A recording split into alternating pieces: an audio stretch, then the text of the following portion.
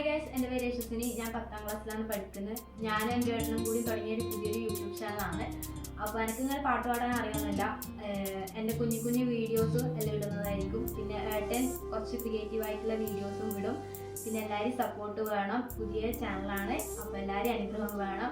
Like ചെയ്യുക, share ചെയ്യുക, subscribe ചെയ്യുക.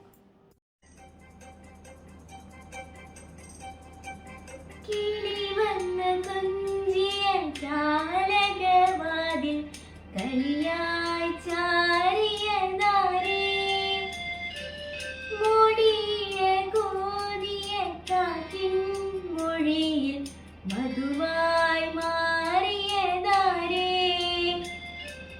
അവളുടെ മിഴിയിൽ കരിവശിയാലെ കനവുകളെഴുതിയതാരേ വിനവുകളെഴുതിയതാരേ അവളെ